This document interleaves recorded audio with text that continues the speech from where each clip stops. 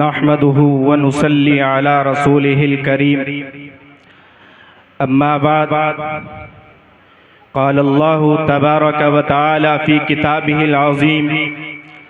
أعوذ بالله من الشيطان الرجيم بسم الله الرحمن الرحيم ألف لام ميم ذلك الكتاب لا ريب فيه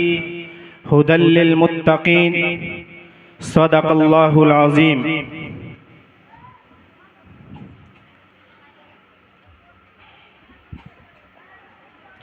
مچھلیاں سمندر میں، ذرے خاک میں، برگ و شجر۔ مچھلیاں سمندر میں، ذرے خاک میں، برگ و شجر۔ نیک عالم کو دعائیں دیتی ہیں شام و سحر۔ محترم حاضرین، سامعین کرام، برادران صالحین، اسٹیج پر زینت افروز ماہرین، علماء دین اور اس بہترین پروگرام کے مخلصین حضرات منتظمین، آج اس بابرکت اور عظیم الشان اجلاس میں احقر کو جو ذمہ داری دی گئی ہے، جو کام ناچیز کے سپرد کیا گیا ہے، وہ بڑا اہم کام اور ذمہ داری ہے۔ ایک طرف یہ عظیم ذمہ داری تو دوسری جانب اپنی کم علمی اور نااہلی کی نگہداری، لیکن چونکہ بڑوں کا حکم ہے اور بڑوں کا حکم بھی بڑا ہوا کرتا ہے، جس کی تعمیل ضروری ہونے کے ساتھ ساتھ بہت سے فوائد کا حامل بھی ہوا کرتی ہے، لہٰذا ان کے حکم کو عملی جامع پہنانے کے لیے ہی میں آپ حضرات کے روبرو آنے کی ہمت جٹا پایا ہوں، اور خداوند قدوس سے ان الفاظ کے ساتھ دعا گو ہوں کہ ملامت میں نہ گر جاؤں، خجالت سے نہ مر جاؤں، خدا میری زباں کو تو فصاحت دے، بلاغت دے۔ دوستو، یوں تو شب روز جلسے اور جلوس ہوا کرتے ہیں، مجلسیں اور محفلیں سجا کرتی ہیں، لیکن ہر محفل کی بات ایک جیسی نہیں ہوتی۔ کوئی محفل دنیا بھر کی بکواس پر منحصر ہوتی ہے تو کسی میں بے حیائی کا علل اعلان مظاہرہ کیا جاتا ہے، کسی میں اردو کا شمع روشن کیا جاتا ہے تو کسی میں قوالی کی صدائیں بلند ہوتی ہیں، کہیں عرس اور میلہ لگایا جاتا ہے تو کہیں ڈھول اور تاشے بجائے جاتے ہیں۔ ایسی محفلیں اکثر عیش پرست لوگوں کی ہوا کرتی ہیں، ان مجلسوں کا دینی مجلسوں سے کوئی واسطہ نہیں ہوتا۔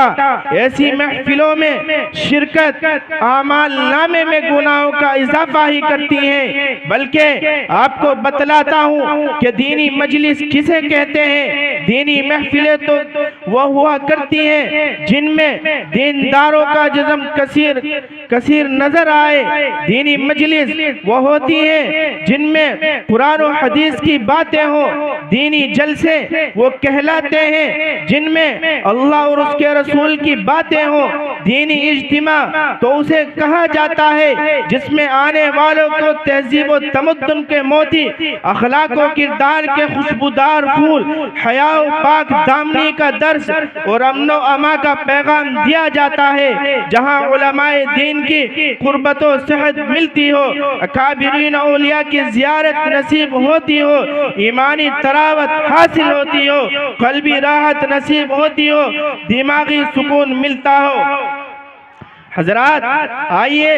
اب ہم اپنے اجلاس کی کامیابی کے لیے رہنمائی کی تلاش کریں، کیونکہ کسی بھی جلسے اور اجلاس کی کامیابی ایک ایسے رہنما کی رہنمائی، ایک ایسے رہبر کی رہبری، ایک ایسے سرپرست کی سرپرستی، ایک ایسے صدر کی صدارت، ایک ایسے قائد کی قیادت پر منحصر ہوتی ہے جو زہد و تقوی، خلوص و للہیت، جود و سخا، امانت و صداقت، فہم و فراست، جرأت و ہمت، نیز علم و صلاحیت کی حامل اور شد و ہدایت کی عامل اور عند اللہ و عند الناس مقبول۔ الحمدللہ ہمارے آج کے جلسے کو ایسی ہی بہت سی حضرات میں صدارت کے لیے حضرت مولانا مفتی محمد سعید صاحب کو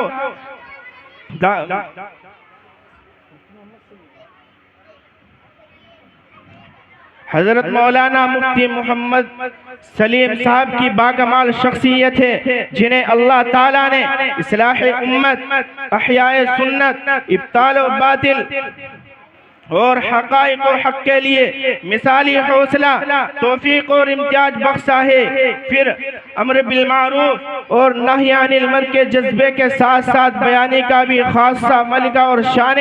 جاذبیت عطا فرمائی۔ مجھے امید ہی نہیں بلکہ پختہ یقین ہے کہ اس حسن انتخاب لاجواب کے آپ حضرات پر بھرپور تائید فرمائیں گے۔ حضرات، اب ہم صدر صاحب کی اجازت سے اپنے اجلاس کا باضابطہ آغاز کرتے ہیں، تو آئیے سب سے پہلے